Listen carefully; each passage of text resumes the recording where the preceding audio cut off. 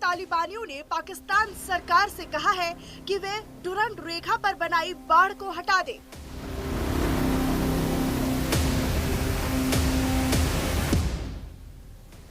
उनका कहना है कि ब्रिटिश शासन ने अपने हितों के लिए उनके कठपुतली शासक के जरिए ये रेखा उन पर थोप दी थी। इससे अफगानिस्तान और पाकिस्तान के पश्तूनी विभाजित हो गए, जबकि वे इस सीमा के दोनों तरफ रहते थे।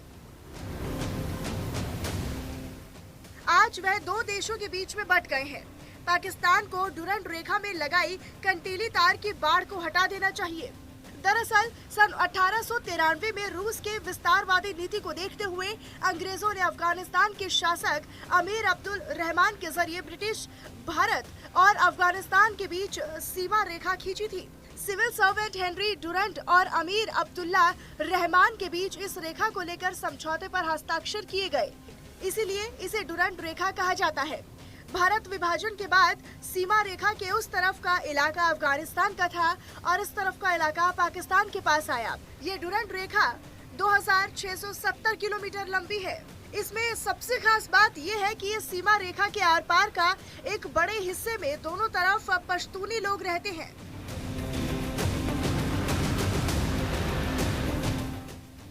उनकी आपत्ति इस डुरंड रेखा को लेकर रही है। उनका मानना है कि अंग्रेजों ने उन्हें बांट दिया है। इस रेखा को हटाकर फिर से पश्तूनियों का अलग से मुल्क बनना चाहिए। पश्तूनी हमेशा कहते रहे हैं कि इस लाइन को हटा देना चाहिए, लेकिन पाकिस्तान ने इस डुरंड रेखा को माना है। पाकिस्तान का मानना है कि डुरंड रेखा पर किसी तरह का विवाद नहीं होना चाहिए। रेखा के इस पार का क्षेत्र पाकिस्तान का है। पाकिस्तान ने न केवल इस सीमा रेखा को माना है, बल्कि इस सीमा रेखा पर उनकी कड़ी निगरानी भी रहती है। पाकिस्तान ने सीमा पर कंटीला तार बाड़ बनाया है। इसमें बिजली भी प्रभावित की जाती है। इससे सीमा पार करने की कोई हिम्मत नहीं करे। लेकिन एक बार फिर डुरंड रेखा सुर्खियों में है। इसकी वजह यह है कि तालिबानियों ने कहा है कि पूरा पश्तून क्षेत्र अफगानिस्तान का ही है। डुरंड रेखा पर समझौता अंग्रेजों के दबाव में बना था।